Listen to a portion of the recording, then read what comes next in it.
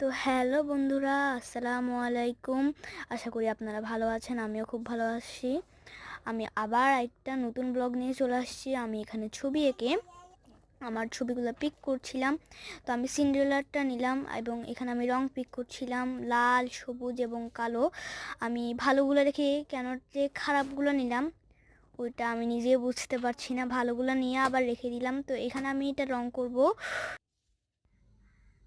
তো আমি এখানে লাল রংটা আমার চুলে, মানে আমার পুতুলের চুলে করা শুরু করলাম।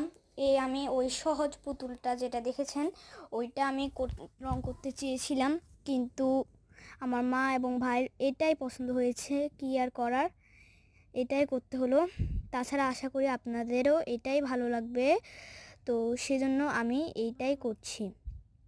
তারপর এখানে আমি চুলের মধ্যে লাল রংটা দিয়ে দিলাম, যেহেতু একটা সিন্ড্রেলার এরকম চুল আছে, মানে লাল রঙের, তাই আমারও পছন্দ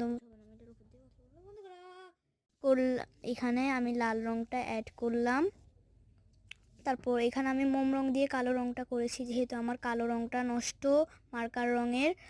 তারপর এখানে সবুজ কালারটা করে দিচ্ছি জামার মধ্যে। আমার এটাই ভালো লেগেছে দেখতে, হয়তো একটু বাজে লাগছে, তাও এটা কিছু করার নেই, আমি এটা এখানে করে নিয়েছি। আর মালাটা যেহেতু আপনারা দেখেছেন।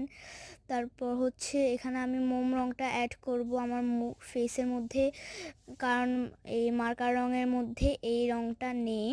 তারপর এটা সেজন্য আমি টিটি রংটা নিয়ে নিলাম, আর এটা তো লাগবেই, এটা পিক করার প্রয়োজন নেই আশা করি। তারপর আমি এখানে আমার মুখের মধ্যে এই রংটা অ্যাড করে নিলাম। তারপর হচ্ছে এখানে একটু রং বের হয়ে গিয়েছে কালো। এখান থেকে আমার একটা শিক্ষা হয়েছে যে আগে কালো রংটা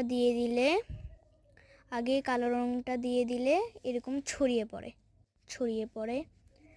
তারপর এখানে আমি পুরা মুখের মধ্যে রংটা করে নিলাম এবং শেষে ঠোঁটের মধ্যে লাল রংটা অ্যাড করলাম, ওখানে আজান দিচ্ছে। তারপর একটু কিউটের জন্য পাকামি মেরে নিচে দিয়ে কালো রঙগুলা করে দিলাম। এখানে আমি পেন্সিল দিয়ে আউটলাইন করছি, যেহেতু আমার কালো রংটা নষ্ট। তারপর এই পাকামি মেরে এটার উপর দিয়ে আবার লালও করে দিলাম, মানে একটু ভালো লাগে আর কি। তারপর চোখের মধ্যে সাদা সাদা মণিগুলো দিতে অনেক ভালো লাগে আমার।